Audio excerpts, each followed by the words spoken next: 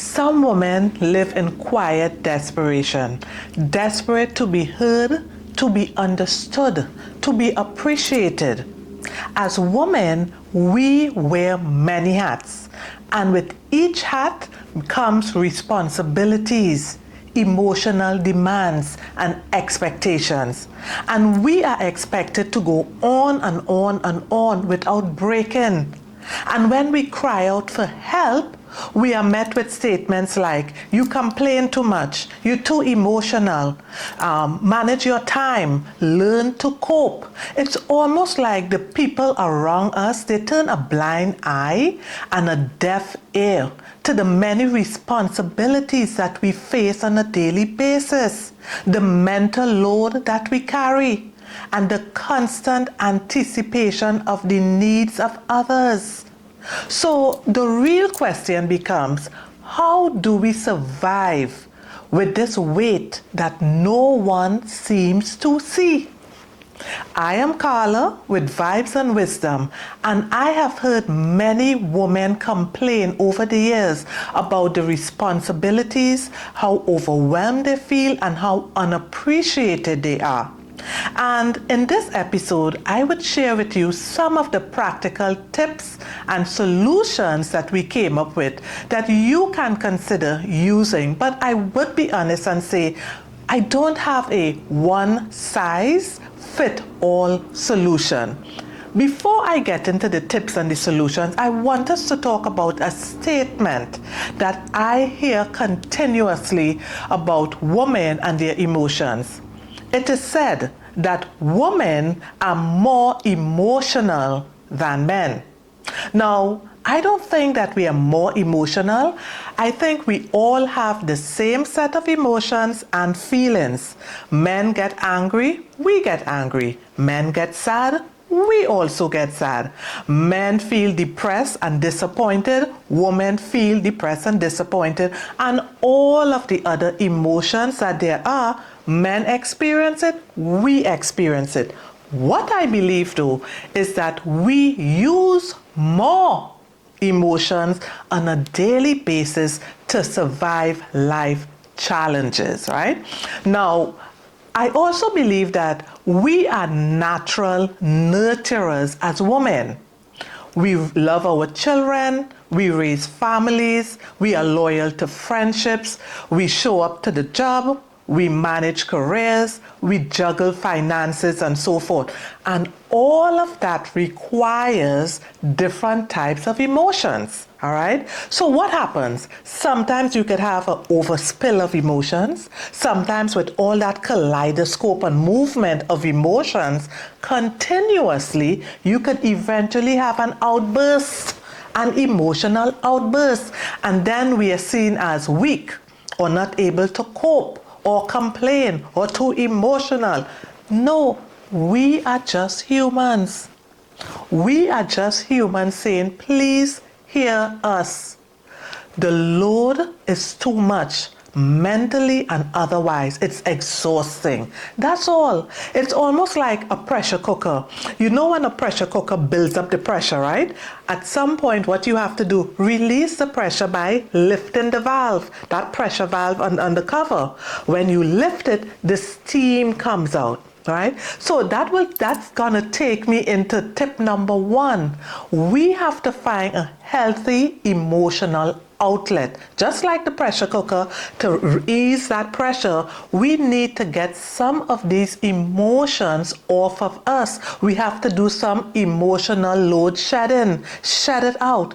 But how we do it and where we do it, it's very important. So as I said, that's the first one, getting healthy emotional outlets, right? And you find that some people do journaling. So they take the internal emotion and put it on the external by writing.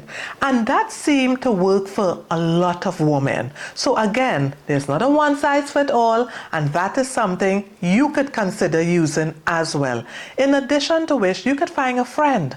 Call a friend, ask a friend, is it okay if I share something with you? Might be a little heavy, but I want to get it off of my chest, all right? You get permission, go for it. offload. Yeah. The other one is using the I statements. I spoke about that in my other video on emotional safety. When you use I statements, you name the emotion, you name it, you tame it. Yeah. So I don't like how this makes me feel.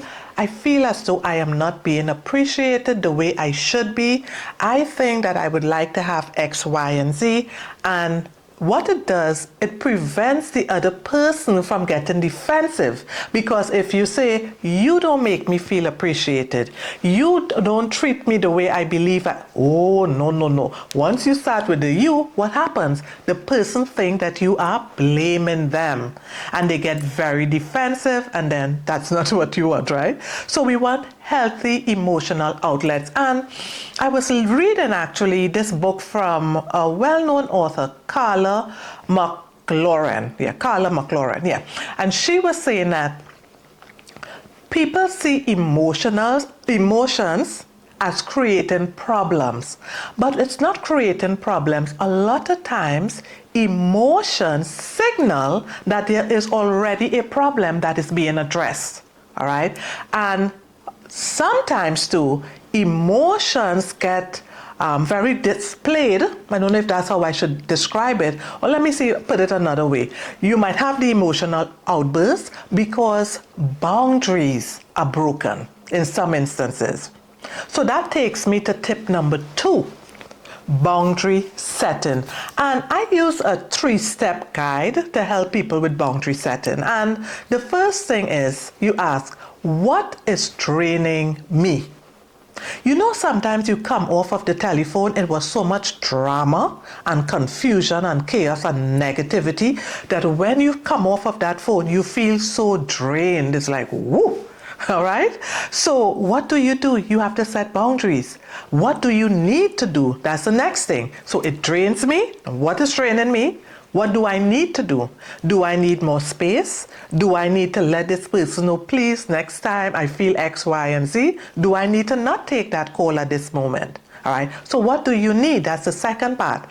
And the last part of boundary setting is you set an instructional manual for yourself, meaning you would say what you want for you.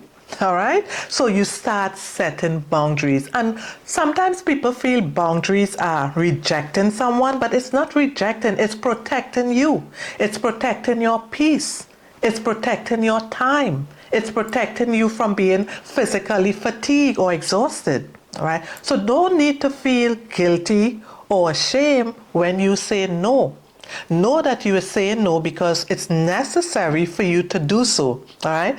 Now, the other one, which is tip number 3, it's about having an emotional outlet. But what I'd like to include in that for tip number 3 is having a safe space.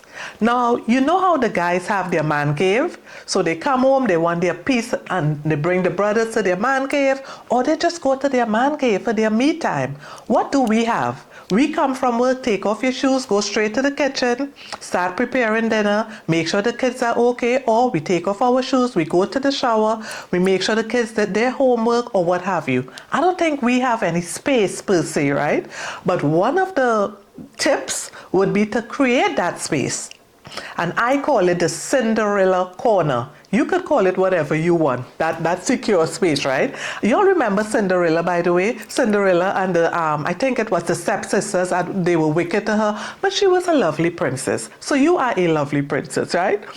So you find your Cinderella corner, or whatever you want to call it. Doesn't have to be anything fancy. Could be a space on your balcony, in your bedroom, if you have a sunroom, in the basement, wherever. So you get this corner and it's going to be off limits between certain times. Here is where you will set some boundaries again, right? So you say between X time and X time, I would be in my safe space. You could decorate your safe space. You could have some scented candles, play some nice music, get a nice bamboo partition where you could block it off the area, and then when you're not in the space, you put away the partition, a recliner. You just make it nice and comfortable for you because that's going to be your woman cave, all right? And when you get in that area, that's the time for you to meditate, maybe do some emotional audits. Why I felt this way today. What can I do differently? This is time for you to do some self-reflection. Drink some tea, sip some wine, do some breathing exercises, meditation, mindfulness exercises. Whatever you want to do in that corner and that space, that's your me time. Okay? And then the last one is what I call decisional pruning. It's just a fancy way of saying make less decisions. We don't realize how many decisions we make throughout the day. Who is going to pick up the kids? What food should I prepare? Where should I pass first? Should I stop off at this store? Do I have to pick up any things or run errands? If I'm at work, who is responsible for this project? Who are the team leaders? Who exhibit what type of behavior so they could spearhead this committee? Making decisions regularly, so much so that you could suffer from decision fatigue. Yeah, and that's a real thing, huh? Right? So decisional pruning is simply saying that you can delegate some of these decisions. And I'm not saying that you will delegate the chores or the tasks, just the decisions. Simple one. What the kids want to eat, or your husband, or what have you.